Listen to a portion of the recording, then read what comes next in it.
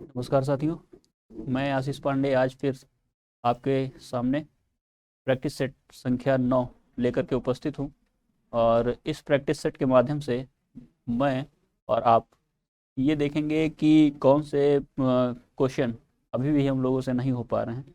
तो जो भी ना कर पा रहे हों, जिसमें ये लगता है आपको सुधार होना चाहिए या ये लगता है कि और भी इन क्वेश्चंस की प्रैक्टिस होनी चाहिए, तो इस दृष्टि से हम लोग क्या करेंगे कि थोड़े मोड़े और भी जो सुधार की जो प्रक्रिया है उसको सुधार के लिए हम लोग और भी आगे अभ्यास करते रहें। तो इसी क्रम में मैं आपको लगभग 50 के आसपास प्रैक्टिस सेट मैंने तैयार किया है, जो कि आपको बारी बारी से उसको कराना है। ठीक है, जिससे कि आपकी पूरी की पूरी परीक्षा की तैयारी बेहतरीन ढंग से हो पाए और अच्छा से अच्छा जो आपका रिजल्ट हो आपके लिए होना चाहिए। ठीक है, तो इस क्रम से हम लोग आगे देखते हैं कि कौन से क्वेश्चन हम लोगों को करने हैं। ठीक है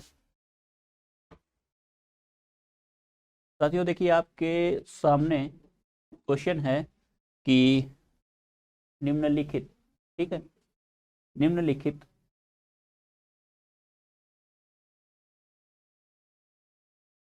में से कौन सा संयुक्त स्वर है।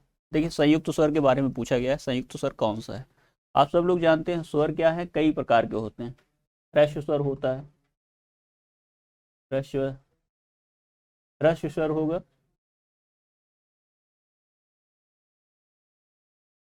स्वर के कई भेद होते हैं। ह्रस्व स्वर, दीर्घ स्वर, ये किसके आधार पर, मात्रा के आधार पर।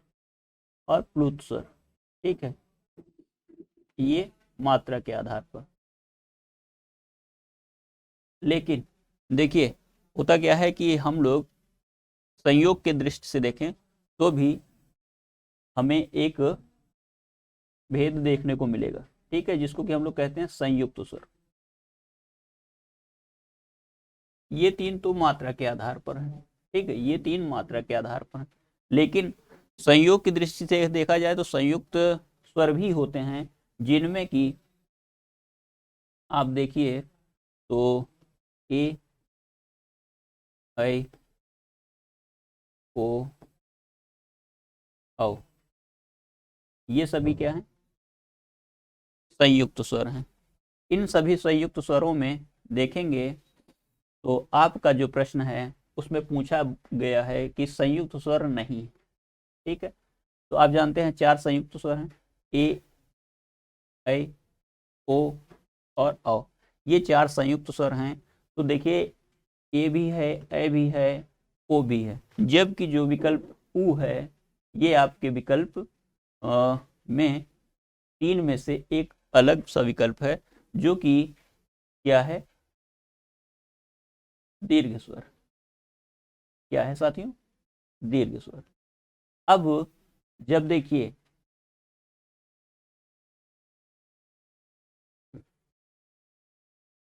प्रश्न क्या पूछता है, निम्नलिखित में से कौन सा संयुक्त स्वर, संयुक्त स्वर की बात की गई है, तो संयुक्त स्वर नहीं है। तो तीन तो क्या है, संयुक्त स्वर है। संयुक्त स्वर मैंने यहाँ बता दिया, ये आपकी मात्रा के आधार पर जो है वो स्वरों के भेद हैं, ह्रस्व स्वर, दीर्घ स्वर, प्लुत स्वर। लेकिन संयोग की दृष्टि से देखा जाए तो यह क्या होता है, दो स्वरों को जोड़ करके जो बनते हैं तो संयुक्त स्वर कहलाते हैं। एक स्वर ए, ऐ, ओ, औ, ये चार हैं आपके। और यहाँ पर पूछा गया है कि कौन सा विकल्प जो है, कौन सा स्वर संयुक्त स्वर नहीं है। तो देखिए, ए भी है, ऐ भी है, ओ भी है, जबकि उ जो है वह दीर्घ स्वर है। इसलिए आपका जो विकल्प होगा सही, वह विकल्प क्या होगा, सी सही होगा। ठीक है, आगे चलेंगे। एक वाक्य दिया है प्रश्न में, रामू जो बड़ा खिलाड़ी है, कल उसकी टांग टूट गई। रामू के बारे में एक वाक्य दिया है जिसमें लिखा है कि रामू एक बड़ा खिलाड़ी है।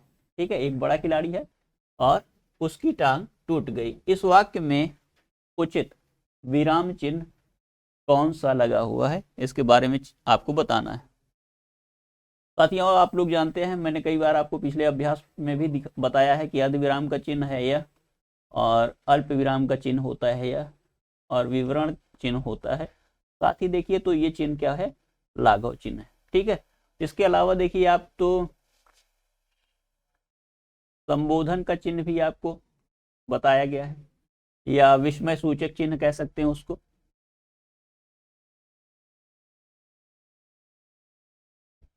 विस्मय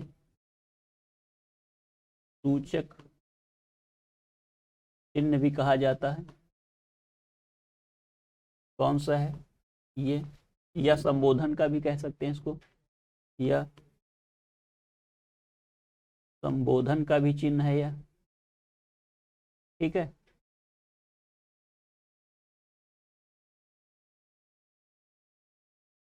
संबोधन का भी चिन्ह यह है। ठीक, ये चिन्ह।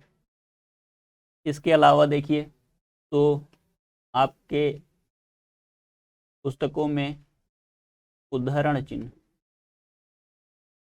दिया रहता है, उद्धरण चिन्ह। ठीक है, उद्धरण चिन्ह क्या, दो प्रकार के होते हैं। इकहरा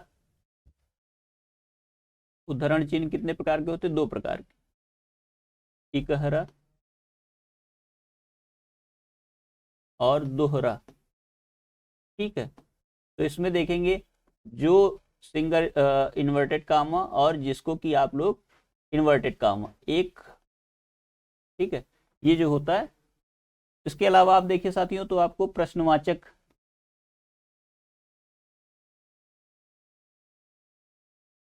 चिन्ह भी देखने को मिलेगा।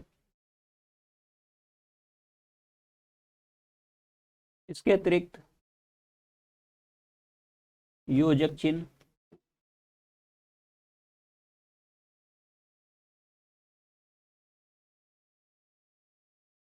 ये योजक चिन्ह है।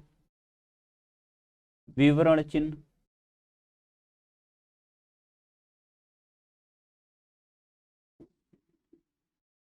विवरण चिन्ह।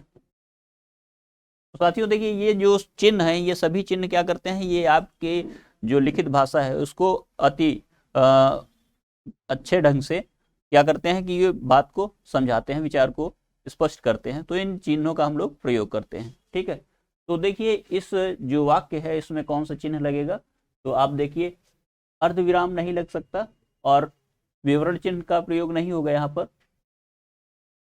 साथ ही देखिए तो आप लाघव चिन्ह का भी प्रयोग नहीं है। ये आप देखेंगे तो आपको कॉमा, जिसको कि हम लोग अल्प विराम कहते हैं, इसका प्रयोग कर सकते हैं। ठीक है, ये चिन्ह का प्रयोग आप लोग करेंगे, तो जिससे कि वाक्य क्या बनेगा, रामू जो बड़ा खिलाड़ी है, कल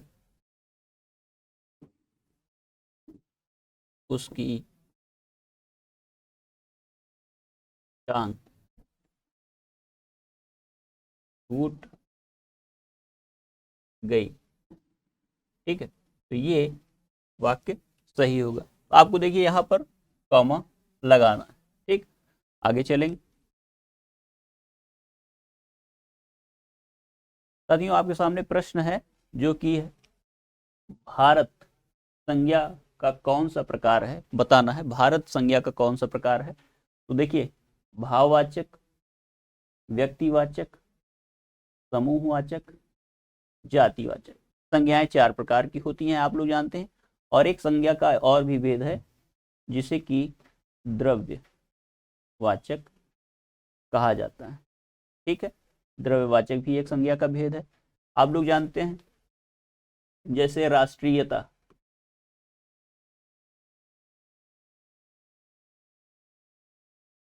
ममता, सुंदरता,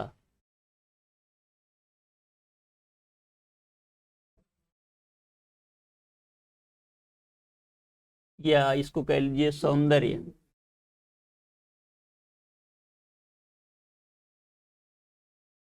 कृतित्व,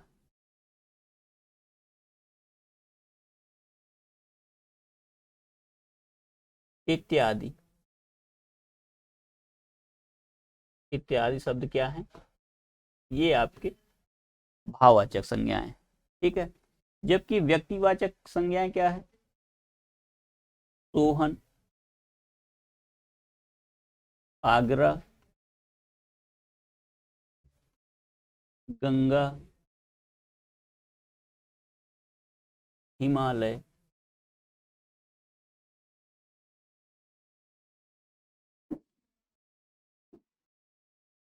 निर्मला, ये सभी क्या है? व्यक्तिवाचक संज्ञाएं। ठीक है।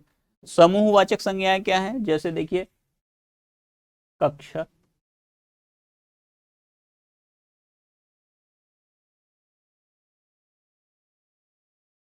गुलदस्ता, गुच्छा,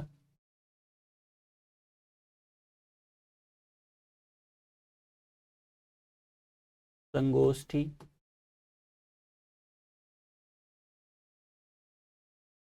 आदि। ठीक, तो ये सभी क्या है? आपकी समूहवाचक संज्ञाएं। जातिवाचक, वृक्ष, नदी,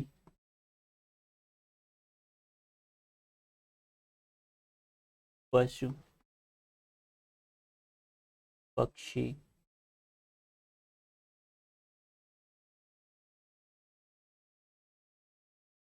आदि। ठीक, ये सभी आपके हो जाएंगे। और द्रव्यवाचक संज्ञाएं कौन सी हैं जिनका कि हम माप तोल ज्ञात कर सकते हैं? सोना हो गया, चांदी हो गई,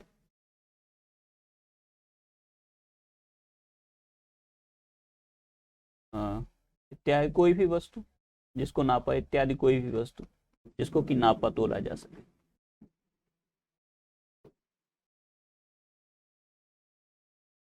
कोई भी वस्तु। ठीक है।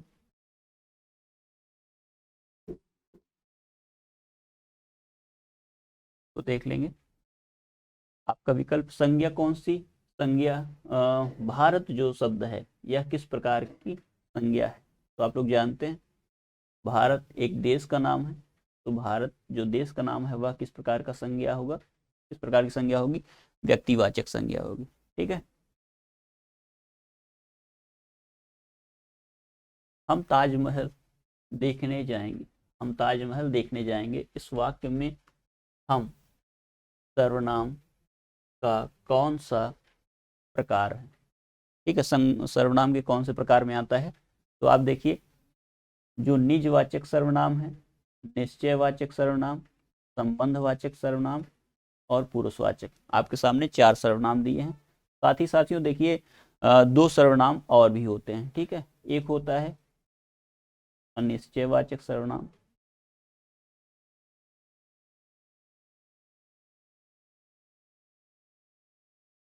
अनिश्चयवाचक सर्वनाम, और एक है निज, निश्चय, संबंध, पुरुषवाचक, अनिश्चयवाचक। एक सर्वनाम और भी है जिसको कि हम लोग कहते हैं अनिश्चय।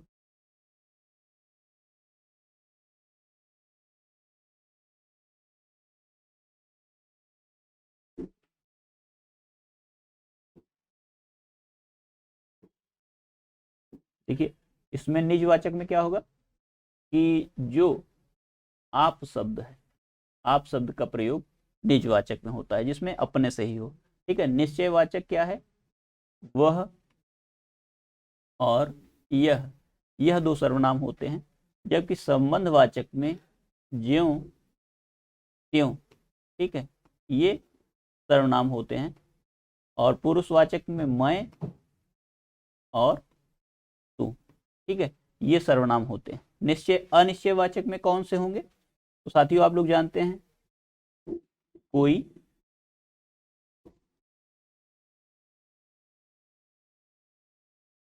और कुछ। ठीक। और इसके अतिरिक्त एक और भी होता है प्रश्नवाचक सर्वनाम। ठीक है। प्रश्नवाचक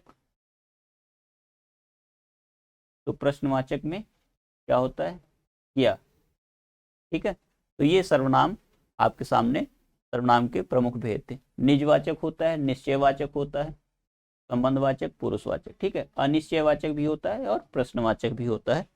तो इस सब को आप लोग देख लीजिएगा। ठीक है, आप हो गया निजवाचक सर्वनाम, वह या यह क्या हो जाएगा आपका निश्चयवाचक। जो ज्यों त्यों या जो सो, जो भी आप लिखें, जो सो को भी ज्यों त्यों को जो सो भी लिख सकते हैं। ठीक है, तो ये मैं, तू, अनिश्चयवाचक में कोई और कुछ। ठीक है, प्रश्नवाचक में क्या, इसको याद रखिएगा।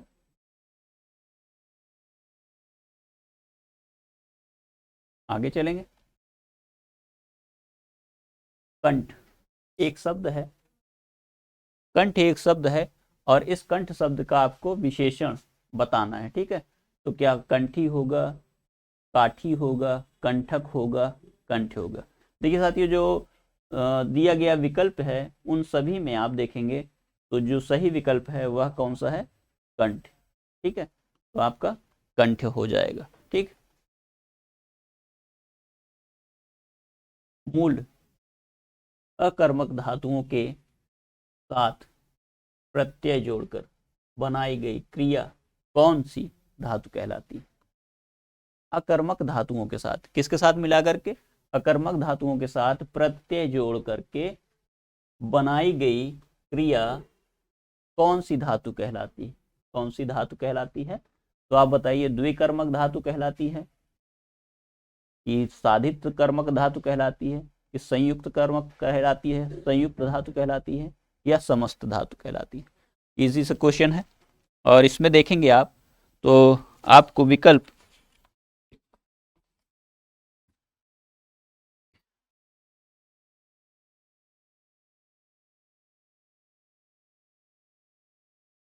ऐसी धातुएं क्या कहलाती हैं, ऐसी धातुएं कहलाती हैं साधित कर्मक।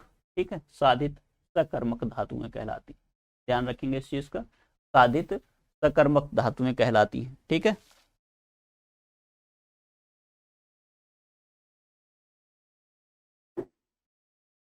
इसलिए आपका जो विकल्प है वह क्या होगा, बी होगा। मूल अकर्मक धातु के साथ प्रत्यय जोड़कर जो बनाई गई जो धातु है उसको हम लोग क्या कहते हैं, साधित सकर्मक धातु कहते हैं। ठीक, आगे चलें। निम्नलिखित में से किस वाक्य में परिमाणवाचक क्रिया विशेषण, देखिए परिमाणवाचक क्रिया विशेषण के बारे में पूछा गया है, किस वाक्य में प्रयुक्त हुआ है। तो आपके सामने वाक्य दिए हुए हैं, कौन से वाक्य में है, इस बार बारिश में बहुत ओले पड़े, पहला वाक्य है। इस बार बारिश में बहुत ओले पड़े, यह लड़की सुंदर है, मैदान हरा भरा है, तुम अच्छे खिलाड़ी हो। ठीक है, तो देखिए साथियों, आपसे पूछा गया है परिमाणवाचक क्रिया विशेषण। ठीक है, क्रिया विशेषण के बारे में बात हुई है। जो शब्द क्रिया की विशेषता का वर्णन करें, क्रिया की विशेषता के बारे में बताते हैं, उन्हें हम लोग क्या कहते हैं, क्रिया विशेषण कहते हैं। और क्रिया विशेषण शब्द सदैव क्रिया से पूर्व में प्रयुक्त होते हैं। तो आप देखिए, ओले पड़ना, ठीक है, ओले पड़ना क्रिया है और इससे पहले देखिए आप तो बहुत जो शब्द है प्रयुक्त हुआ है और यह बहुत क्या है, अविकारी शब्द है। अविकारी में कौन सा अविकारी शब्द है, परिमाणवाचक क्रिया विशेषण का अविकारी शब्द है। ठीक है, क्रिया विशेषण अव्यय का एक भाग है और अव्यय क्रिया विशेषण में ही जो परिमाण बोधक अव्यय होते हैं वह क्रिया विशेषण के भाग होते हैं, भेद होते हैं। ठीक है, तो इस दृष्टि से देखें तो आपका जो पहला विकल्प है वह सही होगा, जिसमें कि बहुत जो शब्द है यह परिमाणवाचक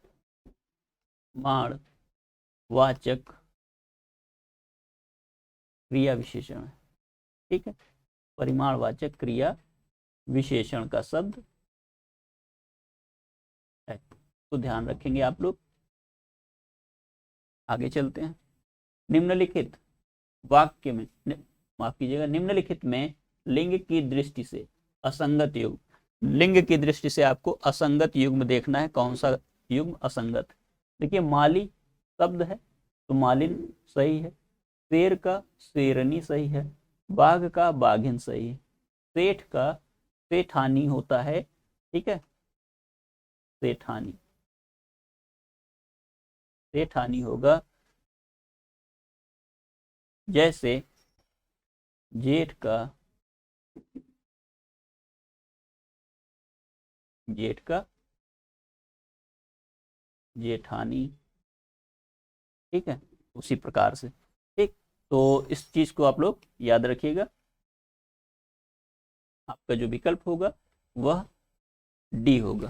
ठीक, 8वें क्वेश्चन में निम्न वाक्यों में से कौन सा वाक्य एक वचन है? ठीक है, अध्यापक गण बैठे हैं, महात्मा बुद्ध भगवान थे, कल बहुत वर्षा हुई थी, भय से उसके तो प्राण ही गए। देखिए वाक्य दिए हैं, इन वाक्यों में से आपको बहुवचन का वाक्य बताना है, कौन सा वाक्य बहुवचन का है। ठीक है, तो देखिए इसमें बहुत ज्यादा कठिनाई नहीं है। अध्यापक के साथ में जो आपको बहुवचन बनाने के लिए शब्द प्रयोग हुआ है वो है गण, तो इस वजह से यह बहुवचन का वाक्य है। ठीक है, यह वाक्य किसका है? बहुवचन का है।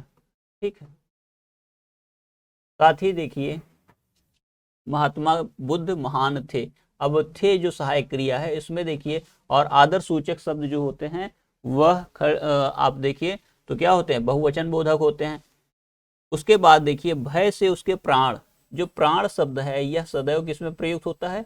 बहुवचन में। ठीक है, बहुवचन में प्रयुक्त होता है, जिसके कारण यह भी वाक्य जो है आपका बहुवचन का वाक्य होगा। ठीक है, और देखिए विकल्प सी, तो बहुत वर्षा हुई थी, बहुत वर्षा हुई थी, तो यहां देखिए वर्षा चूंकि एक वचन में है, वर्षों होता नहीं है, और हुई थी जो क्रिया है वह भी एक वचन की है, तो यह जो वाक्य है यह किसमें होगा? एक वचन का है। ठीक है, यह जो वाक्य है वह एक वचन का वाक्य होगा। ठीक, तो विकल्प सी आपका सही होगा।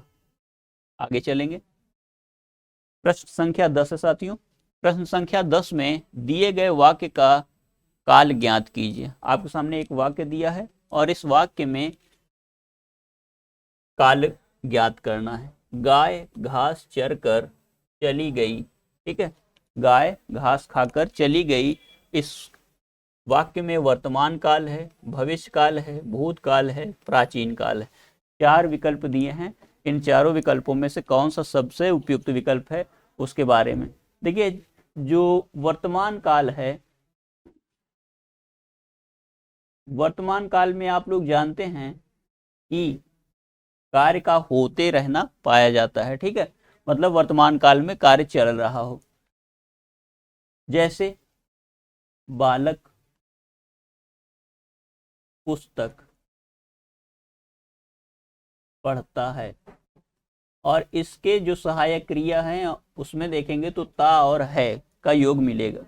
जबकि भविष्य काल में क्या होता है? राम विद्यालय जाएगा। ठीक है, जाएगा, ग शब्द की जो उपस्थिति होगी, ग शब्द जो होगा वह जो है भविष्य काल में जरूर होगा। भूतकाल में क्या होता है कि कोई भी कार्य का होना वर्तमान से पहले हुआ होता है। ठीक है, तो यह जो होगा वह भूतकाल कहलाएगा। कार्य का होना पूर्व में ही निश्चित हो गया होता है, तो उसे हम लोग क्या कहते हैं? भूतकाल कहते हैं। भूतकाल में अब जैसे देखिए गाय घास चर कर चली गई। आप जानते हैं जब भी कार्य का पूर्ण हो गया हो कार्य, और वह अपने से वर्तमान काल से पहले ही हो गया है, तो उसको हम लोग कहते हैं भूतकाल। तो देखिए कार्य का होना, वह गया, वह गया, राम पढ़ा, पीला,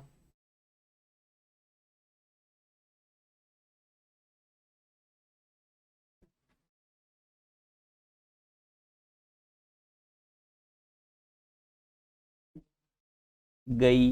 ये सभी वाक्य क्या हैं? आप देखिए तो क्रिया की दृष्टि से ये सब वाक्य क्या हैं? भूतकाल के हैं।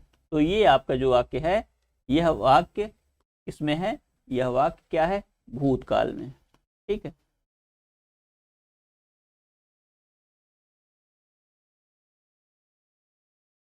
ठीक, आगे चलेंगे।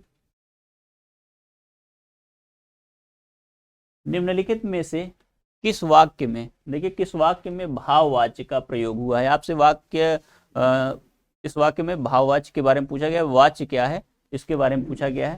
साथियों, आप लोग जानते हैं कि जिस वाक्य में जो क्रिया है वह अगर भाव के अनुसार प्रयुक्त हुई है और वह एक वचन में है, पुल्लिंग में है, अन्य पुरुष बोधक है, तो वो क्या होगी? भाववाच्य की क्रिया होगी। ठीक है, साथ ही जब वाक्य में क्रिया कर्ता के अनुसार प्रयुक्त होती है और उसका प्रभाव कर्ता के ऊपर पड़ता है और क्रिया का जो लिंग है कर्ता के अनुसार पुल्लिंग और स्त्रीलिंग होता है, तब वह क्रिया क्या कहलाती है?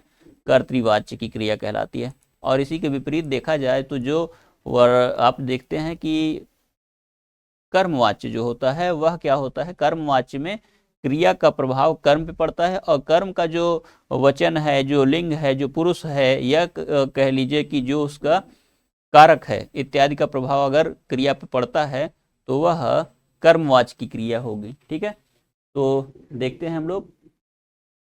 एक वाक्य दिया है, दादी से चला नहीं जाता, मोहन ने खाना नहीं खाया। ठीक है, कूलियों से सामान नहीं उठाया, कूलियों ने सामान नहीं उठाया, दरवाजा नहीं, मैंने दरवाजा नहीं खोला। साथियों देखिए, क्रिया का जो भाववाचक रूप है वो आपको यहाँ पर देखने को मिलेगा। ठीक है, और ये जो क्रिया का भाग है यह किस में है? अन्य पुरुषवाचक है यह क्रिया। साथ ही देखिए इस क्रिया का जो वचन है वह क्या है?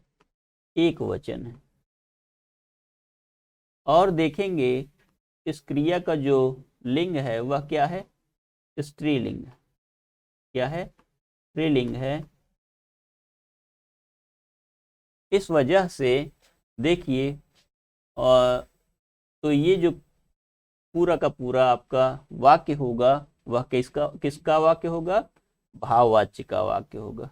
ठीक है, भाववाच्य का वाक्य होगा जब क्रिया का प्रयोग न तो कर्म के अनुसार हो, न तो क्रिया के अनुसार हो, बल्कि भाव के अनुसार हो, तो वहां पर भाववाच्य होता है। इस चीज को आप लोग जानते हैं, इसलिए इस विकल्प को आपको सही कर लेना। ठीक है, विकल्प ए 11 नंबर क्वेश्चन में जिसमें वाच्य का प्रयोग हुआ है, दादी से चला नहीं जाता। ठीक है, प्रायः आप देखेंगे कि नहीं शब्द का अक्सर प्रयोग मिलेगा। ठीक है, अक्सर प्रयोग मिलता है, इस चीज को आप लोग नोट रखिए। ठीक है, आगे चलेंगे।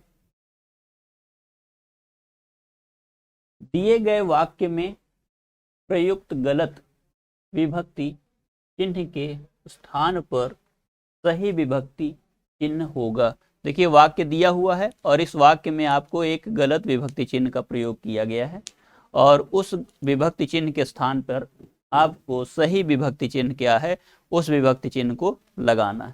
साथियों देखिए वाक्य पढ़ लेते हैं। छुट्टियों में सभी बच्चों का अपने मम्मी पापा के साथ घूमने का कार्यक्रम बना लिया था।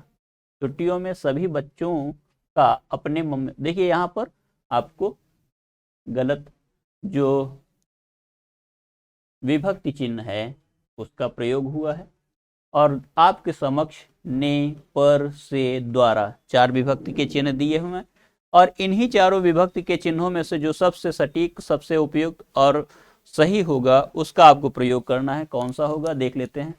सभी विराम चिन्हों का एक एक बार। तो छुट्टियों में सभी बच्चों ने अपने मम्मी पापा के साथ घूमने का कार्यक्रम बना लिया था। ठीक है, एक वाक्य में प्रयोग कर लेते हैं। दूसरा, छुट्टियों में सभी बच्चों पर अपने मम्मी पापा के साथ घूमने का कार्यक्रम बना लिया था। ठीक है, उसके बाद देखिए, छुट्टियों में सभी बच्चों से अपने मम्मी पापा के साथ घूमने का प्लान बना लिया था। या कि छुट्टियों में सभी बच्चों द्वारा अपने मम्मी पापा के साथ घूमने का प्लान बना लिया गया था। देखिए साथियों, हम लोग क्या करते हैं कि हम लोग ये जानते हैं कि जब भी हम लोग कारक चिन्ह का प्रयोग करते हैं तो उन कारक चिन्हों में क्या होता है कि कर्ता ने कर्म को करण से संप्रदान के लिए अपादान से अलग होने के अर्थ में, या षष्ठी संबंध काकेकी संबंध कारक होता है काकेकी, और रारेरी उसमें होता है। अधिकरण में पय पर के अर्थ में प्रयोग करते हैं, और संबोधन है तो हे अहो का प्रयोग करते हैं।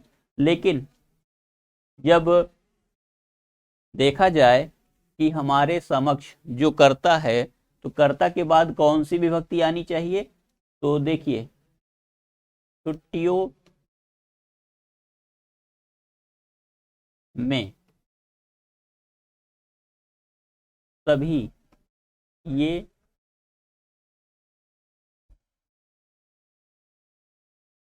सभी बच्चों ने, तो सभी बच्चे जो हैं वो क्या है, कर्ता हैं। सभी बच्चों ने अपने, और ये कर्ता का क्या है, विस्तारक है। ठीक है, सभी बच्चों ने अपने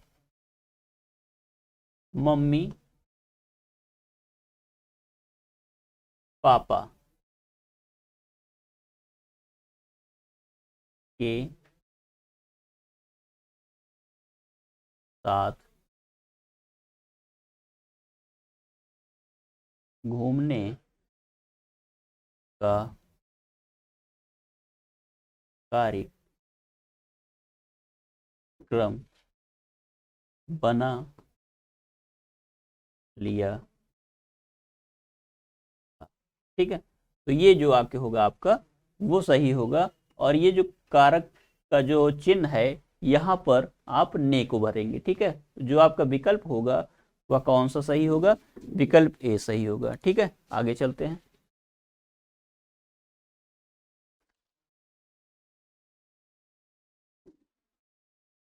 इनमें से कौन सा तत्सम शब्द है। देखिए, जो लिखे हुए शब्द हैं इनमें से कौन सा तत्सम शब्द है, और तत्सम शब्द के बारे में बताना है। प्रयुक्त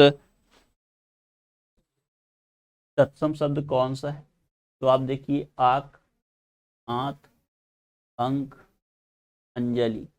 ठीक है, 4 शब्द दिए हैं, और चारों में क्या है, आपको तत्सम शब्द बताना है। ठीक है,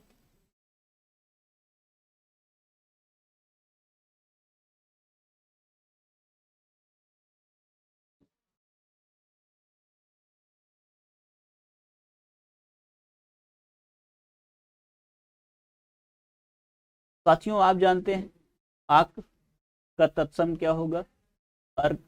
ठीक है, आंत का तत्सम क्या होगा, आंत्र।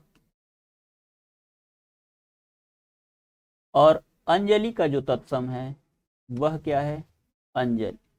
ठीक है, अंजलि।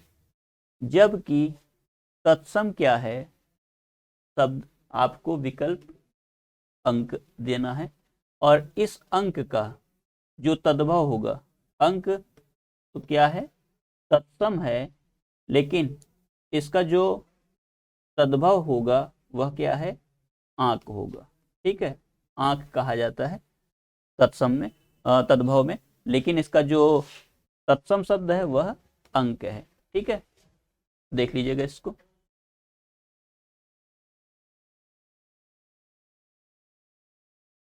बा तर्जुबा शब्द में कौन सा उपसर्ग है। देखिए साथियों, इसमें आपसे उपसर्ग पूछा है। उपसर्ग आप लोग जानते हैं शब्दांश में लगते हैं। शब्दांश क्या होते हैं, शब्द के छोटे भाग को क्या कहा जाता है, शब्दांश कहा जाता है। ठीक है, शब्दांश आरंभ में भी लगते हैं मूल शब्द के, और पीछे भी लगते हैं। जो आरंभ में लगते हैं उनको क्या कहा जाता है, उपसर्ग कहते हैं, और जो मूल शब्द के पीछे लगते हैं उनको क्या कहते हैं? प्रत्यय कहते हैं। उपसर्ग को देखा जाए तो संस्कृत के उपसर्ग भेद की दृष्टि से देखा जाए तो उपसर्ग संस्कृत के तत्सम संस्कृत के उपसर्ग होते हैं, तद्भव के उपसर्ग अर्थात हिंदी के उपसर्ग होते हैं, कुछ विदेशी उपसर्ग हैं, और जिसमें कि अंग्रेजी, उर्दू, फारसी के उपसर्ग आएंगे। साथ ही मुख्य रूप से देखा जाए तो 3 भेद बनते हैं, ठीक है। लेकिन जो आपके प्रत्यय हैं, प्रत्यय कितने प्रकार के होते हैं? 2 प्रकार के, 2 भेद होते हैं, कृत प्रत्यय और तद्धित प्रत्यय, ठीक है। तो हम लोग यहाँ देखेंगे कि कौन सा उपसर्ग प्रयुक्त किया गया है, ठीक है। देखिए मूल शब्द क्या है? तजुर्बा, ठीक है। तजुर्बा शब्द क्या है? मूल शब्द है, ठीक है। उसके बाद कायदा, इज्जत,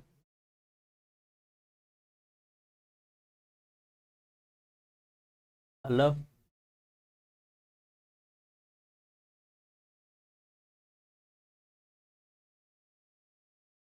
तो इन सब में देखिए आपको देखेंगे तो सब में आप ब उपसर्ग का प्रयोग कर सकते हैं, ठीक है। ब उपसर्ग का प्रयोग कर सकते हैं और इनसे शब्द बना सकते हैं।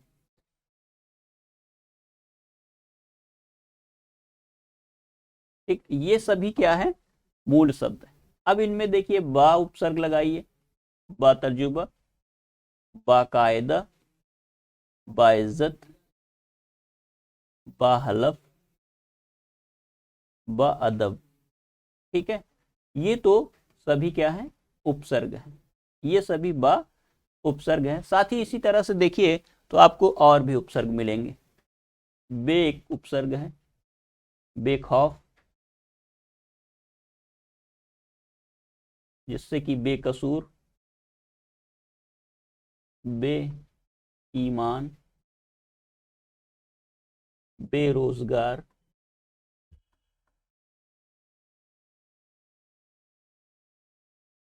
आदि शब्द बन सकते हैं।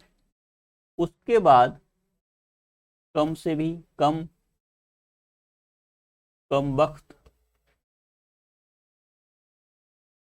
कमजोर, कम अक्ल, ठीक है। इस प्रकार के शब्द बन सकते हैं। खुश एक उपसर्ग है, खुश नसीब,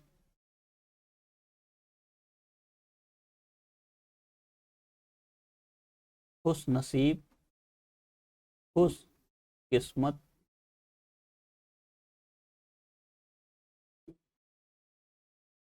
खुशनुमा,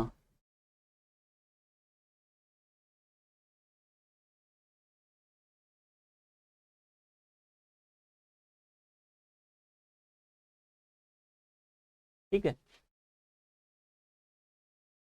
इसी तरह से ढेर सारे उपसर्ग हैं जो कि अरबी फारसी से जुड़े हुए हैं, और वो सभी उपसर्ग, अब देखिए इसमें ये बे उपसर्ग है, कम उपसर्ग है, खुश है, एक ला उपसर्ग होता है, ठीक है। ला इलाज, ला इलाज,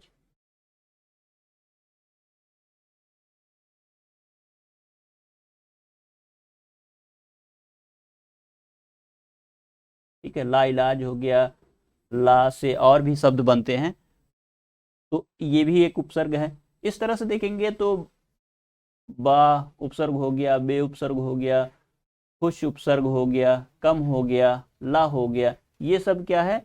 ये आपके अरबी फारसी के उपसर्ग हैं, ठीक है। उपसर्ग 3 मुख्य रूप से देखा जाए तो 3 भेद होते हैं, और हिंदी जिसमें कि तत्सम के उपसर्ग हो जाएंगे, तद्भव के उपसर्ग जो हिंदी से जुड़े हुए हैं, और कुछ जो उपसर्ग हैं वो बाहरी, जिनको कि हम लोग आगत उपसर्ग भी कह सकते हैं, ठीक है। तो आप देखिए यहाँ पर उपसर्ग कौन सा प्रयोग हुआ है? डी उपसर्ग, डी, जिसमें कि बा विकल्प दिया है, ठीक है। इसको आप लोग करेंगे। और अभ्यास देखिए, एक अनुकरणीय शब्द है और इसमें प्रत्यय, अभी मैंने बताया प्रत्यय किसे कहते हैं, तो प्रत्यय क्या है? शब्दांश है, क्या हैं, शब्दांश हैं। और ये कहाँ लगते हैं, मूल शब्द के मूल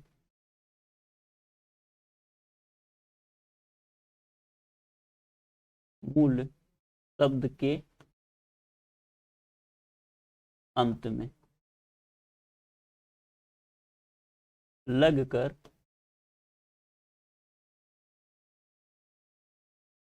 वे शब्दांश जो मूल शब्द के अंत में लगकर उसके अर्थ में परिवर्तन कर दें, ला दें, ठीक है, प्रत्यय कहलाते हैं। ठीक, प्रत्यय कहलाते हैं। आप जानते हैं प्रत्यय कितने प्रकार के होते हैं, प्रत्यय कहलाते हैं। प्रत्यय के मूल रूप से दो भेद हैं, कौन कौन से, एक है कृत प्रत्यय और एक है तद्धित प्रत्यय। तो देखिए साथियों, यहाँ पर आपसे प्रत्यय पूछा गया है, कौन सा प्रत्यय है। तो जानते हैं आप शब्दांश है प्रत्यय, तो शब्दांश को हम अलग कर लेते हैं, मूल शब्द को अलग कर लेते हैं। मूल शब्द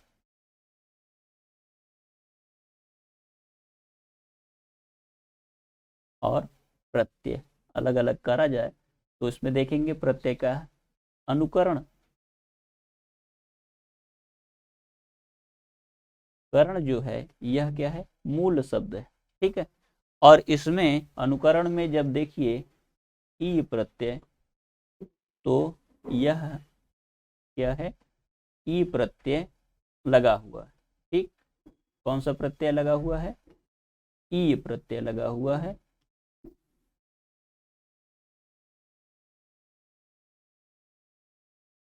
जिसके योग से बनता है अनुकरणी, ठीक है, क्या बनता है, अनुकरणी।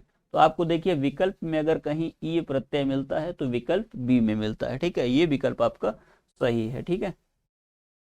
और इसमें इस शब्द में देखेंगे तो आपको उपसर्ग भी मिलेगा, ठीक है। मूल शब्द क्या है, करण है, और इसमें ये वाला जो भाग है यह क्या हो जाएगा, अनु उपसर्ग हो जाएगा, ठीक है। लेकिन हमसे पूछा गया है प्रत्यय, तो हम लोग प्रत्यय की बात करेंगे, ठीक। आगे चलते हैं। देखिए आविर्भाव एक शब्द है, आविर्भाव शब्द का विलोम शब्द पूछा गया है। तो शब्द और विलोम पूछा गया है। तो साथियों देखिए शब्द क्या है, तिरोभाव, आविर्भाव है। आविर्भाव का हमें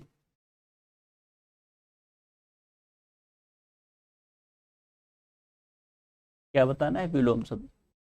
आविर्भाव का क्या होगा, तिरोभाव, ठीक है। आविर्भाव का क्या होगा, तिरोभाव।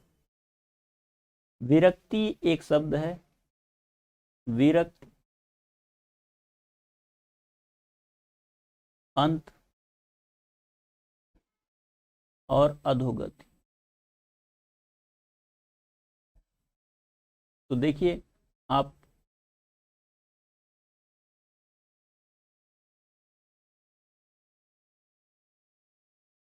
ये तीन और भी विकल्प, जिसमें से कि आप देखिए विरक्ति का क्या हो जाएगा, विरक्ति का अनु, विरक्ति का विलोम क्या होगा, अनुरक्ति। अंत का प्रारंभ या आरंभ, अधोगति का ऊर्ध्वगति, ठीक है। तो आप इसको नोट कर लेंगे, अनुरक्ति हो जाएगा, अनुरक्ति। अंत का आरंभ,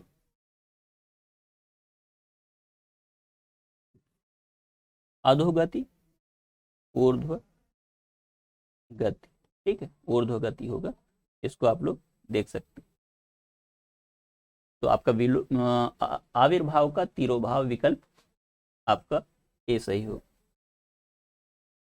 इनमें से कौन सा शब्द उदय का विलोम है, देखिए शब्द दिए हुए हैं और इसमें से आपको उदय शब्द का विलोम पूछा गया है और इसको आपको बताना है, ठीक है।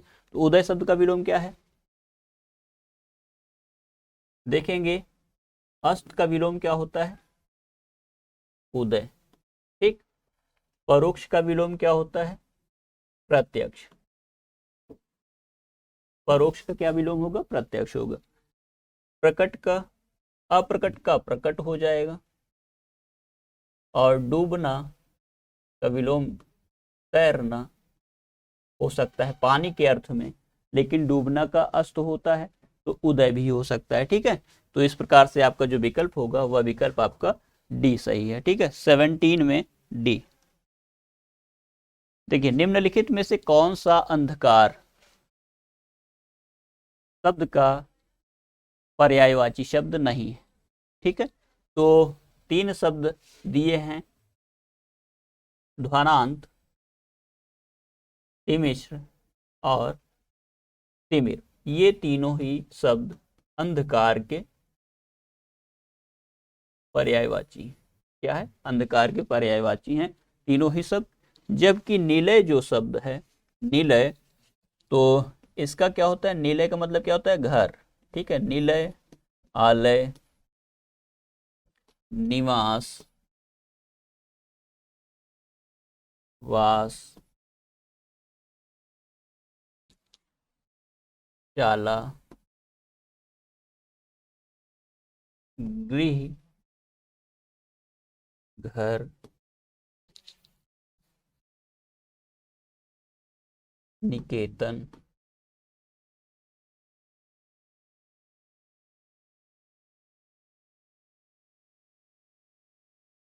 इत्यादि। ठीक, आदि और भी हो सकते हैं। तो ये आपके निलय के पर्यायवाची शब्द हैं। ठीक है, आपका जो विकल्प सही होगा वह क्या है? विकल्प आपका डी सही है, पर्यायवाची शब्द नहीं है। ठीक है, आगे चलेंगे साथियों। देखिए आगे, कोकिला का पर्यायवाची शब्द है। कोकिला एक शब्द है, जानते हैं आप लोग, तो उसका पर्यायवाची शब्द कौन सा है पूछा गया है। तो तनय दिया हुआ है, चातक दिया हुआ है, कोयल दिया हुआ है, पपीहा दिया हुआ है। तो इनमें से आपको कोयल का बताना है। कोयल का कौन सा पर्यायवाची है?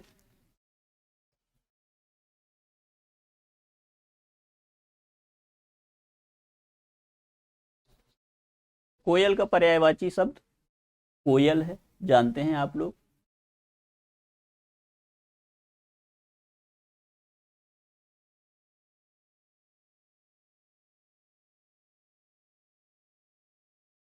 जिसको कि बसंत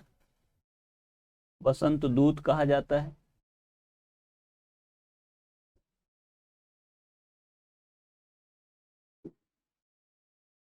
बसंत दूत कहेंगे, कोयल भी कह सकते हैं,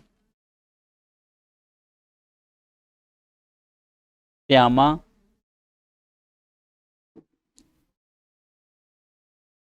ठीक है, श्यामा भी कहेंगे, बसंत दूतिका भी कहा जाता है। ठीक, तो ये आपको याद रखना। आगे चलें साथियों। देखिए, कौन सा शब्द भिन्न अर्थ और प्रकृति का है? आप देखिए तो आपको भिन्न और देखेंगे तो चिरंतन, शाश्वत, सनातन, अधुनातन। ठीक है, तो देखिए ये चिरंतन, शाश्वत और सनातन, ये चिरकाल के लिए मतलब लंबे समय से चले आने के लिए प्रयुक्त है, जिसका कभी कोई अंत न हो, जिसका अभी तक अंत नहीं हुआ है। लेकिन अधुनातन जो है, आज तक जो कुछ भी हुआ उस अर्थ को स्पष्ट करता है। इसलिए जो आपका विकल्प होगा भिन्न अर्थ और प्रकृति का जो शब्द है वह क्या है? अधुनातन है। जबकि चिरंतन, शाश्वत, सनातन यह एक ही अर्थ को एक ही अर्थ का बोध कराते हैं। ठीक है, आगे चलेंगे। दिए गए शब्द युग्म का सही शब्द युग्म ज्ञात कीजिए। ठीक है, शब्द युग्म दिया हुआ है और इसमें से सही जो शब्द युग्म है उसको बताना है। तो साथियों देखिए, अम्बु और अम्ब दो शब्द हैं, इनमें से कौन सा शब्द सही है उसके बारे में बताना है। तो अम्बु हवा और आग, यह विकल्प नहीं सही है। अम्बु का मतलब आम होता नहीं और हवा भी नहीं होता। जल, अम्बु मतलब जल और अम्ब मतलब माता, पवित्र और हवा। ठीक है, ये जो दिए गए विकल्प हैं, जिसमें कि सबसे जो सटीक विकल्प है वह है जल साथ ही माता। ठीक है, अम्ब मतलब क्या होता है? अम्ब मतलब माता होता है। ठीक, अम्ब मतलब, अम्ब का मतलब माता होता है और अम्ब मतलब क्या होगा? जल होगा। ठीक है, अम्बुवारिद,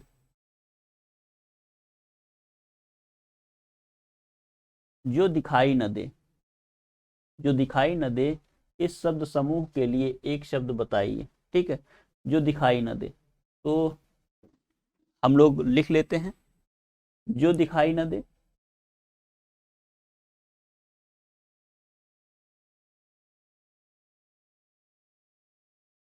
ठीक है, अमर, जो न मरे,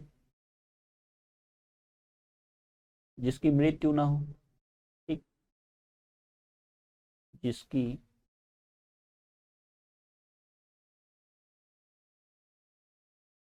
मृत्यु ना हो। निष्प्राण, जिसमें प्राण ना हो। प्राणहीन, नेत्रहीन, जो नेत्र से विहीन,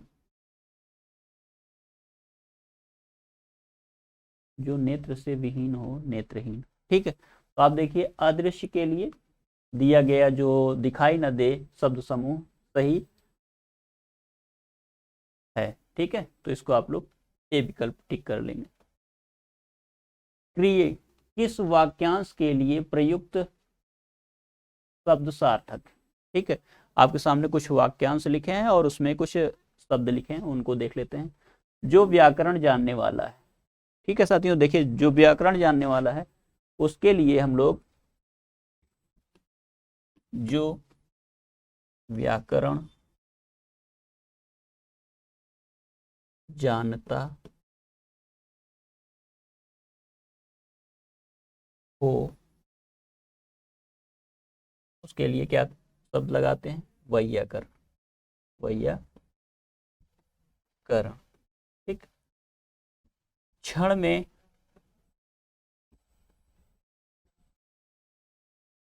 नष्ट होने वाला, क्षण में नष्ट होने वाला क्या कहलाता है?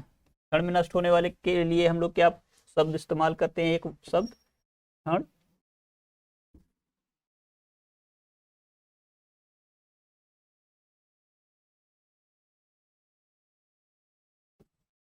क्षण भंगुर। ठीक है, जिसमें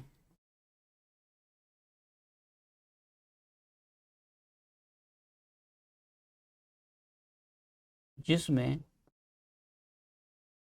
सबकी सम्मति,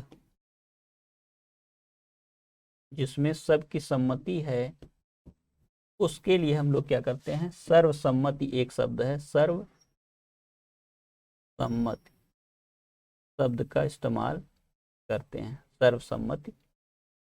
जबकि जो बिना वेतन काम करता हो उसके लिए हम लोग अवैतनिक शब्द का इस्तेमाल करते हैं। ठीक है, तो किस वाक्य के लिए प्रयुक्त शब्द सार्थक है?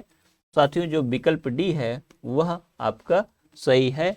जो बिना वेतन का काम करता हो उसके लिए हम लोग अवैतनिक शब्द का प्रयोग करते हैं। ठीक है, आगे चलेंगे। स्वर संधि में किसका मेल होता है? देखिए स्वर संधि में मेल किसका होता है, ये प्रश्न है। तो आप जानते हैं संधियां तीन प्रकार की होती हैं। ठीक है, स्वर संधि। वर्णों के मेल को क्या कहते हैं? संधि कहते हैं। स्वर संधि, व्यंजन संधि,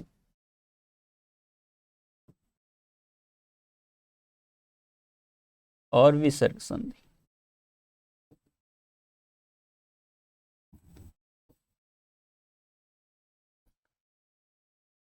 तीन तरह के।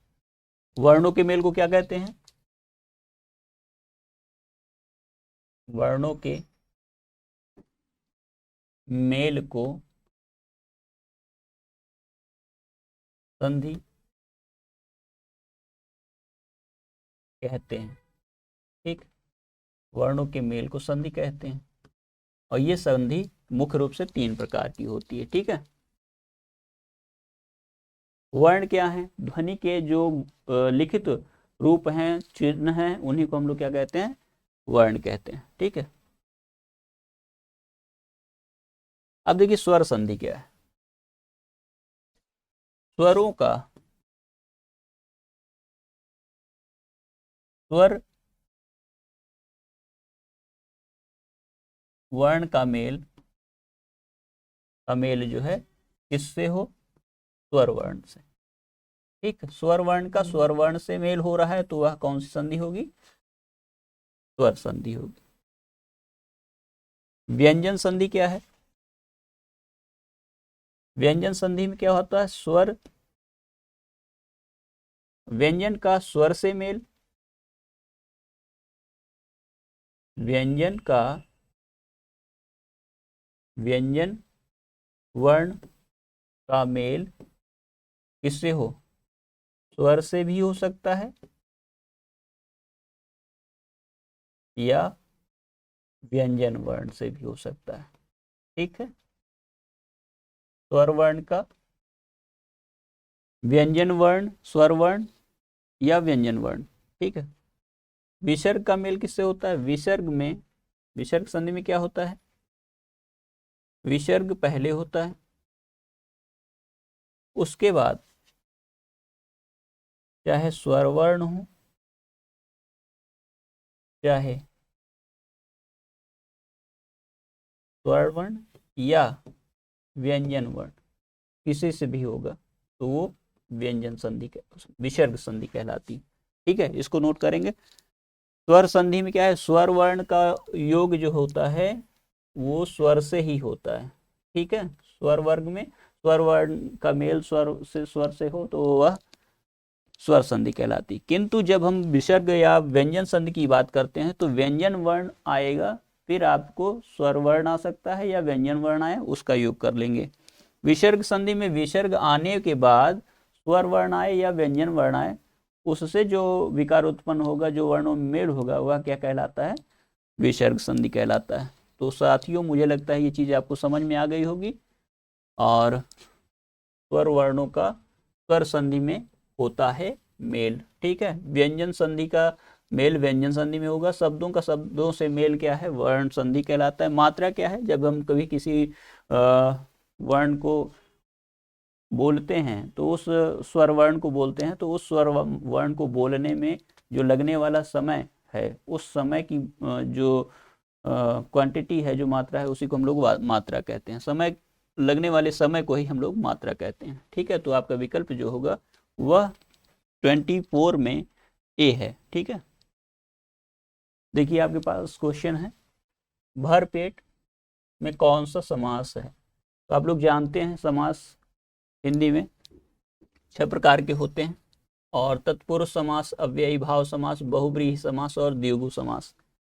तो भर एक शब्द है जो कि अव्यय का काम करता है। ठीक है, भर अव्यय है और पेट में लगा हुआ है, तो भर पेट जो है यह पेट भरकर इसका समासिक विग्रह होगा, और यह अव्ययी भाव समास है। ठीक है, अव्ययी भाव समास है और इसमें पूर्व पद की प्रधानता है। ठीक है, पूर्व पद, ठीक है, पूर्व पद की प्रधानता है, पूर्व पद प्रधान। और पूरा का पूरा पद क्या है? अव्यय बन जाता है, तो पूर्व पद प्रधान जो होगा वह अव्ययी भाव समास होगा। ठीक है, जबकि आप देखिए उत्तर पद प्रधान होता है तत्पुरुष समास। ठीक, बहुब्रीहि दोनों पद अप्रधान।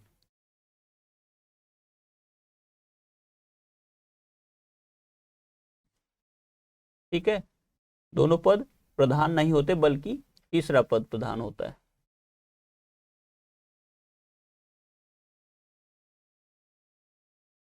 तीसरा पद मतलब विशेष अर्थ दे। ठीक है, दोनों पद अप्रधान हो बल्कि जो शब्द है वह विशेष अर्थ दे। ठीक है, अर्थ दे, उसे क्या कहते हैं हम लोग? बहुब्रीहि समास कहते हैं। द्विगु समास में क्या होता है, एक प्रारंभिक जो पद होता है वो संख्यावाची होता है, जैसे चौमासा, ठीक है, चौराहा, ठीक है, चारपाई, है ना। तो ये शब्द क्या है आपके? त्रिकोण। तो ये शब्द क्या है आपके? द्विगु समास के हैं। ठीक है साथियों, आगे चलेंगे। निम्नलिखित में शुद्ध वाक्य है। देखिए निम्नलिखित में आपको एक वाक्य दिया है, उसको शुद्ध देखना है कौन सा है। गोपियां कृष्ण की रोह, तो आप देखिएगा वर्तनी और अन्य चीजों की भी दृष्टि से रोह में आंखें बिछाए बैठी थीं। वर्तनी की दृष्टि से, वचन की दृष्टि से, लिंग की दृष्टि से, सभी दृष्टि से देखेंगे। गोपियां, गोपियों किशन की, अब देखिए वर्तनी की दृष्टि से, राह में आंखें बिछाए बैठी थी। गोपियां कृष्ण की राह में आंखें बिठाकर बैठी थी। गोपियां कृष्ण की राह में आंखें बिछाए बैठी थी। तो देखिए ऊपर रोह शब्द में गलती है, किशन शब्द में गलती है, और बिछा कर बैठी थी, बिठा कर नहीं होता है। ठीक है, ये आप देखेंगे वचन संबंधी त्रुटियां हैं। तो इस प्रकार से देखा जाए तो कई प्रकार की त्रुटियां इस वाक्यों में, दिए गए वाक्यों में है। जबकि जो विकल्प डी है उसमें देखा जाए तो गोपियां वचन की दृष्टि से सही है, कृष्ण की राह में कारक की दृष्टि से सही है, आंखें यह भी सही है, बिछाए जो लोकोक्ति है आंखें बिछाना, तो उस दृष्टि से देखा जाए तो यह भी शब्द सही है, बैठी थी। ठीक है, तो वचन की दृष्टि से और लिंग की दृष्टि से भी यह सब वाक्य सही है। तो विकल्प जो होगा आपका वह 26 में डी विकल्प होगा। ठीक है, आगे चलेंगे। देखिए क्वेश्चन है आचार्य भरत ने, ठीक है, भरत एक आचार्य हैं और ये नाट्यशास्त्र के रचयिता भी हैं। तो आप देखिए रस सिद्धांत के प्रतिपादक, प्रवर्तक भी कहे जाते हैं आचार्य भरत। तो देखिए आचार्य भरत ने रसों की संख्या कितनी मानी है, रसों की संख्या कितनी बताई है, ये बात बताया गया है इसमें। तो देखिए साथियों, जो आचार्य भरत मुनि हैं, तो आचार्य भरत ने रसों की संख्या 8 बताई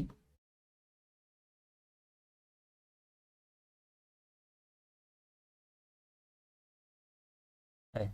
ठीक है, तो वो 8 रस क्या है? देखिए श्रृंगार रस है, एक तरफ रस लिख लेते हैं, एक तरफ स्थाई भाव।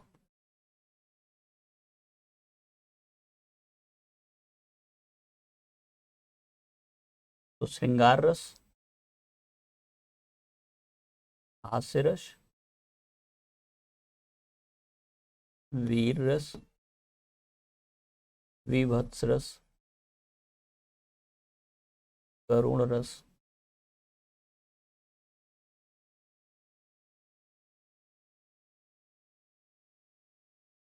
इसके अलावा अद्भुत रस,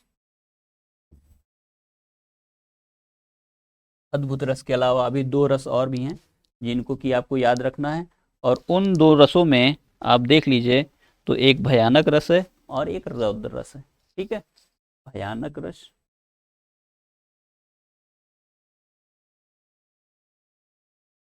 और रौद्र रस।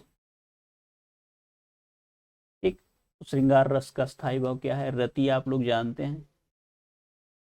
हास्य रस का स्थायी भाव हास्य। वीर रस का स्थायी भाव उत्साह। विभत्स रस का आप लोग जानते हैं जुगुप्सा या घृणा।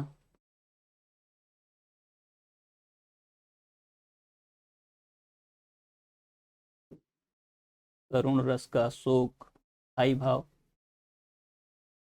अद्भुत रस का विस्मय या आश्चर्य। साथ ही भयानक का भय और रौद्र का क्रोध स्थायी भाव। ठीक है, तो ये चीजें आपको याद रहनी चाहिए। और साथ ही देखिए साथियों, 8 स्थायी भाव हैं और 8 रस हैं। इसके अलावा 4 अनुभाव हैं, 2 विभाव हैं। इन चीजों को भी आप याद रखेंगे। ठीक है, संचारी भावों की संख्या 33 मानी गई। ठीक है, 33 संचारी भाव हैं, 8 स्थायी भाव हैं, 4 अनुभाव हैं, 2 विभाव हैं।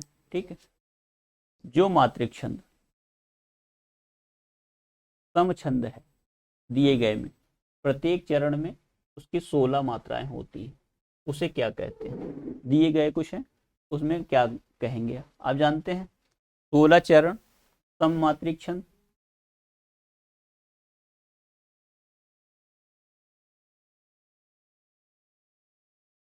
सम मात्रिक छंद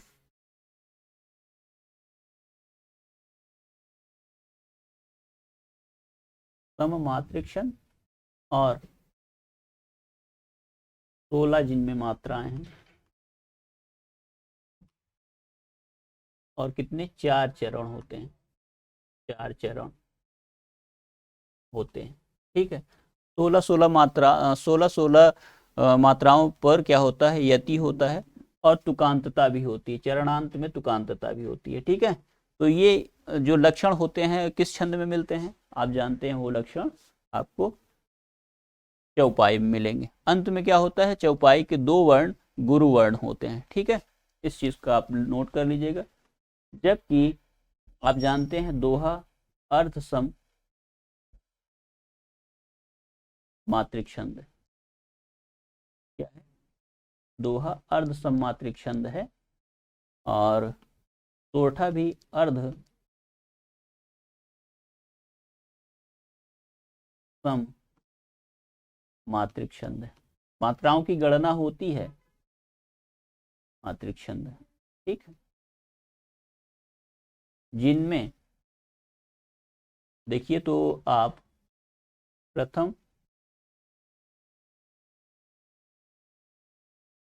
और तृतीय चरण में 13 मात्राएं होती है, 13 13। ठीक है, द्वितीय चतुर्थ चरण में 11 मात्रा। सोरठा आप जानते हैं इसी के उल्टा होता है सीधा। जानते हैं आप, प्रथम तृतीय चरण में 11 मात्राएं होती हैं, द्वितीय और चतुर्थ चरण में 13 मात्राएं होती हैं। ठीक है, इस चीज को ध्यान रखिएगा। सोरठा दोहा अक्सर पूछा जाता है चौपाई, तो इनको याद रखिएगा। ठीक है, रोला क्या है? सम मात्रिक छंद है, सम मात्रिक छंद है।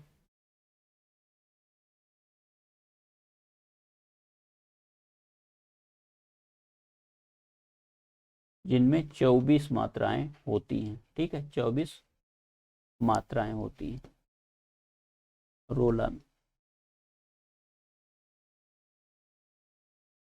24 मात्राएं होती हैं। ठीक है, इस चीज़ को आपको याद रखना है। तो आपका जो विकल्प है वो क्या है, 24 मात्रा चौपाई होगा, चौपाई सही है। ठीक, आगे चलेंगे। ये सभी क्या है, मात्रिक छंद है। ठीक है, मात्रिक छंद, वर्णिक छंद, वर्णिक वृत्त, छंद के 3 भेद होते हैं और इनको आपको याद रखना है।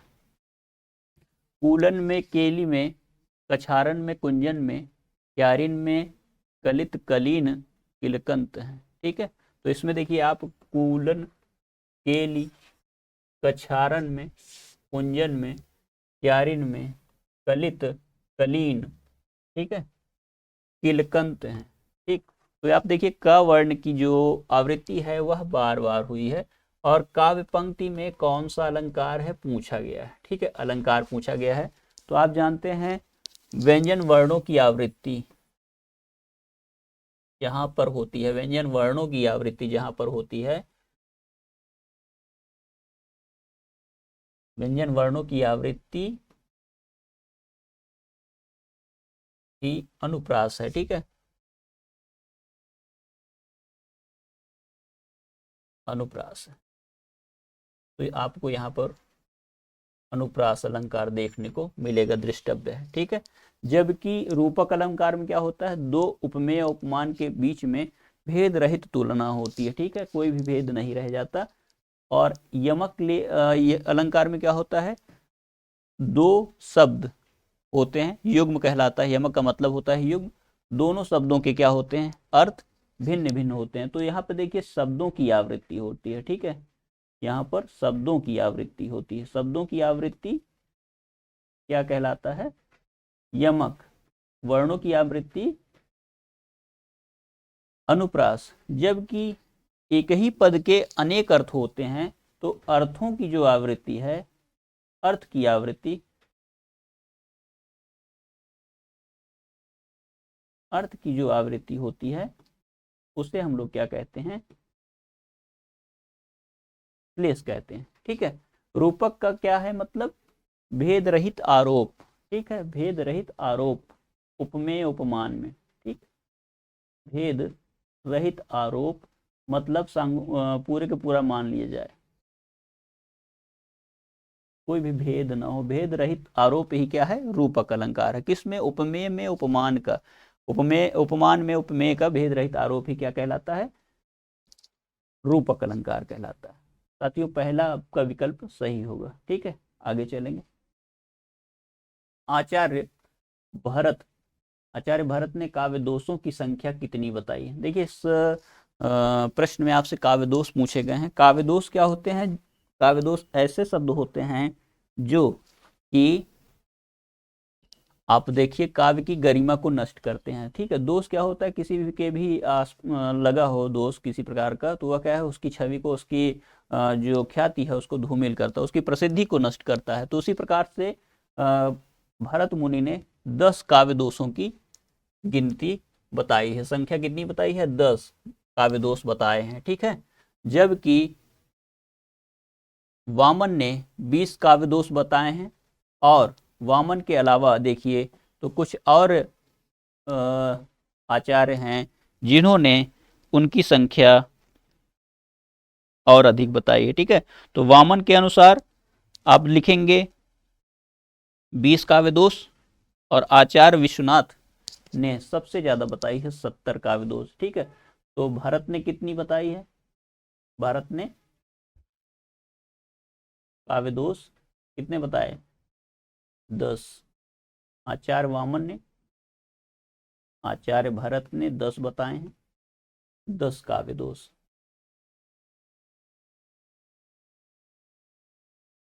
और आचार्य वामन ने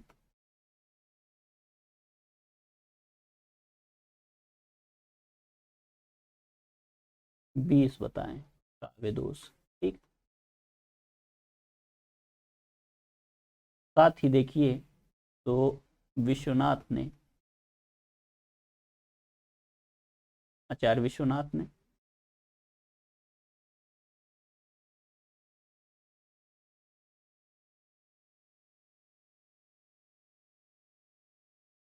आचार्य विश्वनाथ ने लगभग 70 काव्य दोष हीनाएँ। ठीक है, ये सभी काव्य दोष हैं।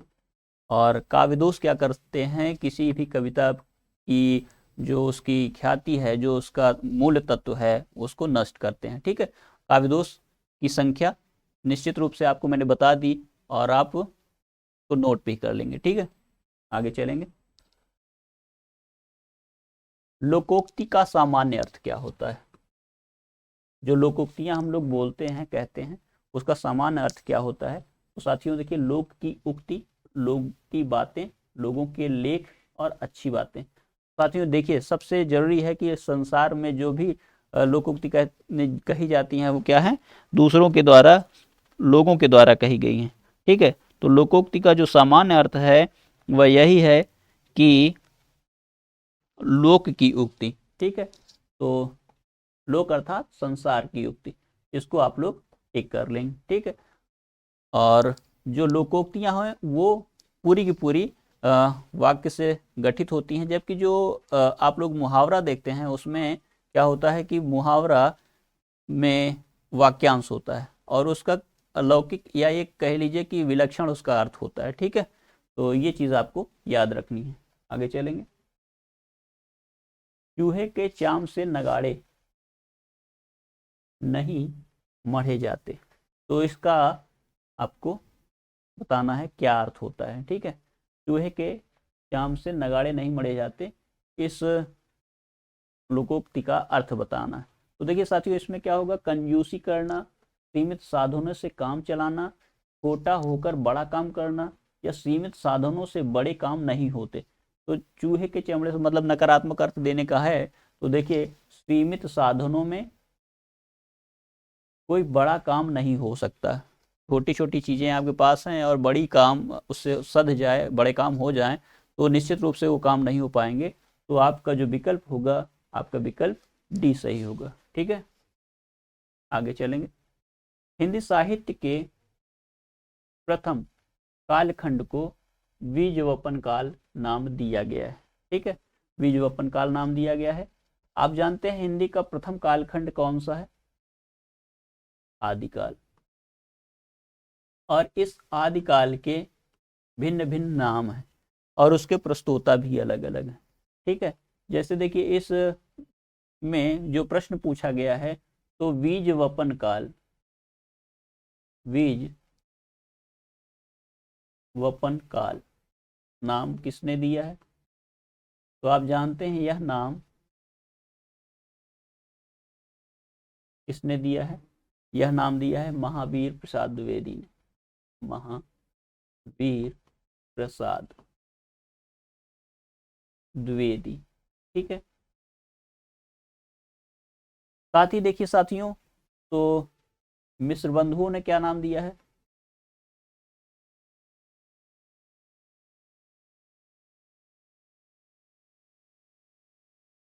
मिश्र बंधुओं ने क्या नाम दिया है? शिव सिंह सेंगर ने क्या नाम दिया है?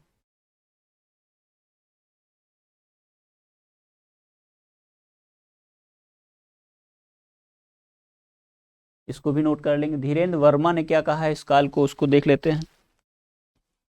तो आप जानते हैं कि मिश्र बंधुओं ने प्रारंभिक काल कहा है इस काल को, और साथ ही देखा जाए तो जो इसके अन्य नाम हैं उसमें आप लोग नोट कर लीजिए। तो चारण काल नाम है, जॉर्ज ग्रियर्सन ने दिया है।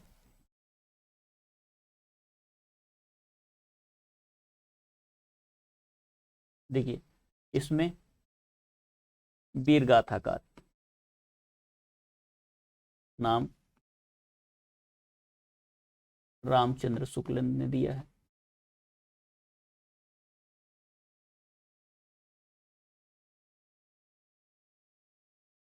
चारण काल नाम किसने दिया है?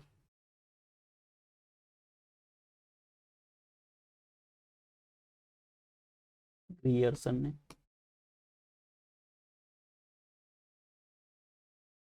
ठीक है, इसके अतिरिक्त भी और हम लोग देख लेते हैं। हजारी प्रसाद ने इस काल को क्या कहा है?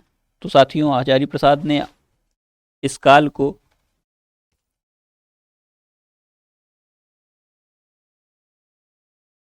आदिकाल का है। आदिकाल किसने कहा है? आदिकाल हजारी प्रसाद द्विवेदी ने कहा है।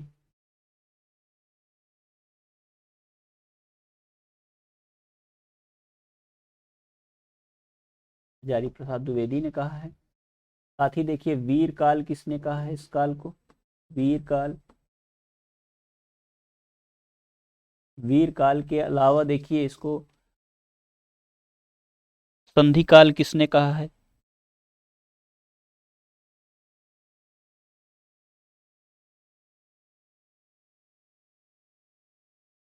संधि काल किसने कहा है?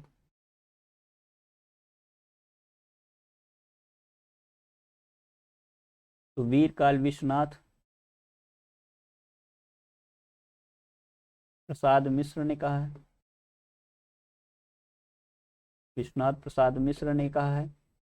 संधि काल किसने कहा है? साथियों संधि काल देखेंगे तो डॉक्टर राम कुमार वर्मा ने कहा है।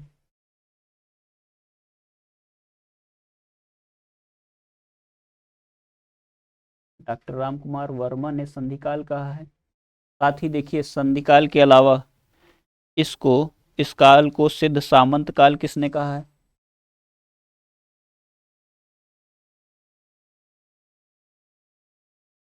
सिद्ध सामंत काल साथियों राहुल सांकृत्यायन ने कहा है। सांकृत्यायन ने राहुल सांकृत्यायन ने इसको क्या कहा है? संधि काल कहा है। इसके अलावा देखिए संक्रमण काल किसने कहा है? तो नोट कर लिए संक्रमण काल राम खिलावन पांडे ने कहा है। आधार काल सुमन राजे ने कहा है।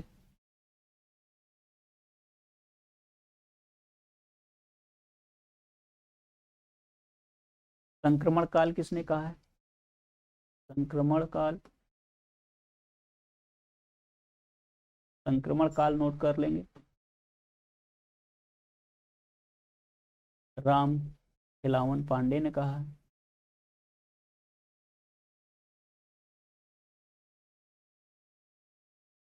राम खिलावन पांडे ने। और आधार काल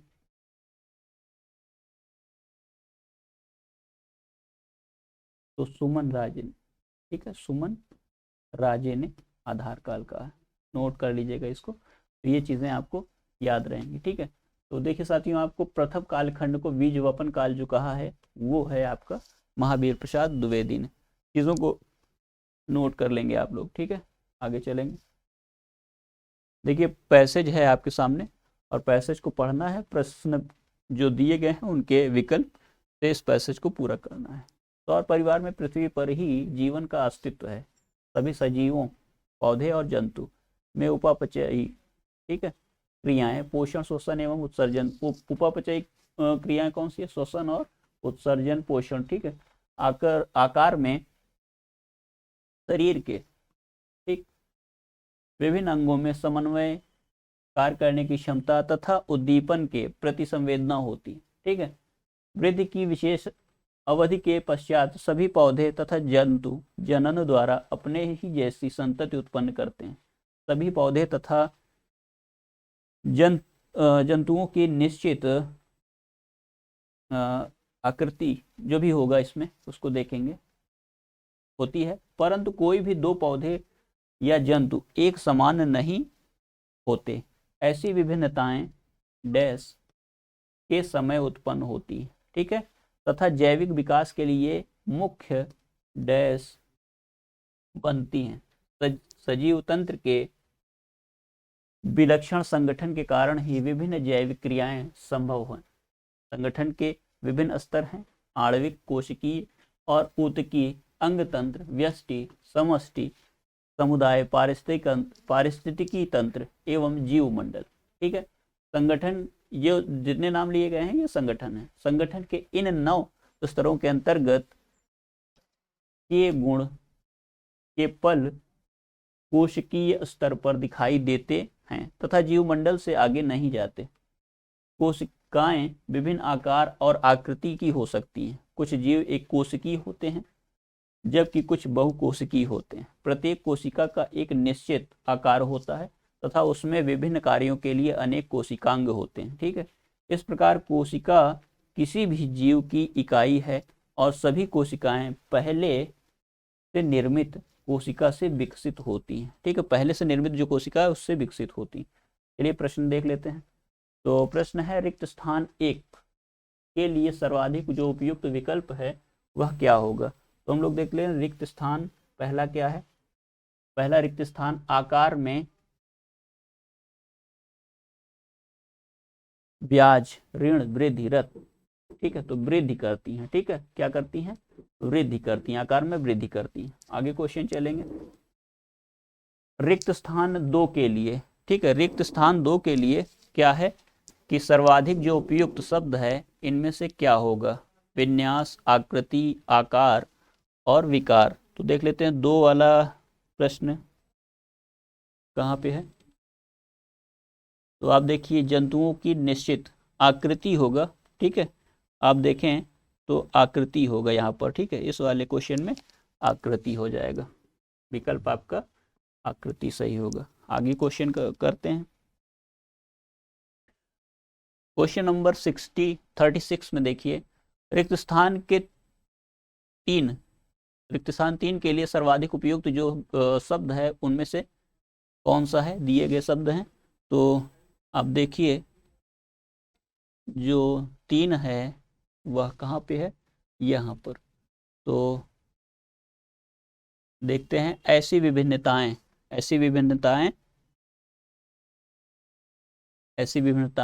जीव जंतुओं समान नहीं होती हैं। ऐसी विभिन्नताएं जनन के समय।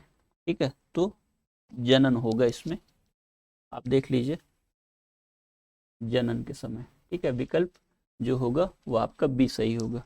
देखते हैं आगे। 37 नंबर क्वेश्चन है, और 37 नंबर क्वेश्चन में देखिए, रिक्त स्थान 4 के लिए सर्वाधिक उपयुक्त शब्द इनमें से क्या होगा, देखना है। आकार होगा, रेखा होगा, आकार, रेखा, प्रकार, आधार। तो इनमें से कौन सा होता है हम लोग देख लेते हैं।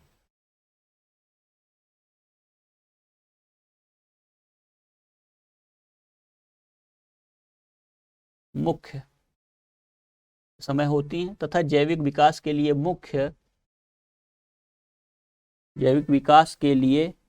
मुख्य बनती हैं। क्या बनती हैं, आधार बनती हैं, मुख्य आधार बनती हैं। ठीक है, तो मुख्य आधार। ठीक है, 37 नंबर क्वेश्चन में आप क्या करेंगे कि मुख्य आधार बनती।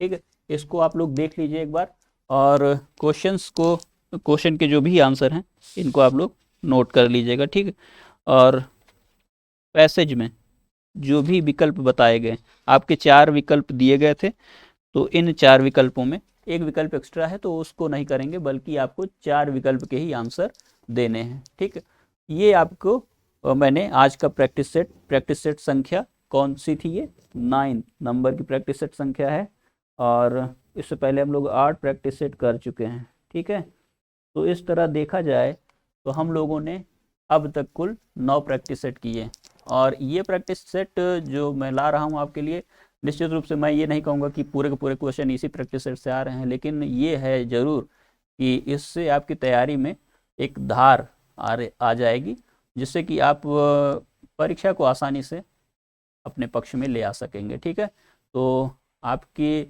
लिए मंगल कामना करता हूँ मैं, और साथ ही आज विदा लेते हैं। अगले प्रैक्टिस सेट संख्या 10 में लेकर के मैं उपस्थित होऊंगा और आपके लिए